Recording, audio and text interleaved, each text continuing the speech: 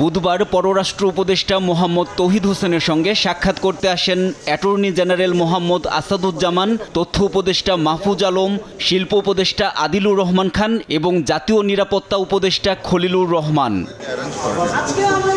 সাক্ষাৎ শেষে সাংবাদিকদের সঙ্গে কথা বলেন জাতীয় নিরাপত্তা উপদেষ্টা। এ সময় ভারত ও পাকিস্তানের পরিস্থিতি নিয়ে গভীর উদ্বেগ প্রকাশ করেন তিনি। বাংলাদেশ পরিস্থিতি নিয়ে গভীর উদ্বেগ প্রকাশ করে এবং উভয় দেশকে শান্ত থাকার, সংযত থাকার এবং পরিস্থিতি আরও খারাপ করতে পারে এমন কোনো পদক্ষেপ নেওয়া থেকে বিরত রাখার আহ্বান জানাচ্ছে। বাংলাদেশ আশাবাদী কূটনৈতিক প্রচেষ্টার মাধ্যমে উত্তেজনা প্রশমিত হবে এবং শেষ পর্যন্ত এই অঞ্চলে শান্তি বিরাজ করবে। যে কূটনৈতিক প্রচেষ্টার মাধ্যমে উত্তেজনা প্রশমিত হবে এবং শেষ পর্যন্ত এই অঞ্চলের জনগণের কল্যাণে শান্তি বিরাজ করবে।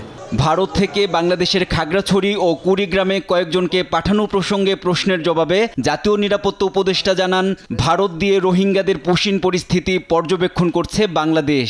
আমাদের সিদ্ধান্ত হচ্ছে আমরা কেবল আমাদের দেশের নাগরিক যদি কেউ থাকেন এবং তা প্রমাণিত হয় তাহলে তাদেরকে আমরা গ্রহণ করব এবং এটা ফর্মাল চ্যানেলে করতে হবে। এভাবে পুশ ইন করাটা সঠিক নয়। আমরা ইতিমধ্যেই ভারত সরকারের সঙ্গে যোগাযোগের চেষ্টা করছি এই বিষয়ে। এনআই নাহিদ, দেশ টিভি, ঢাকা।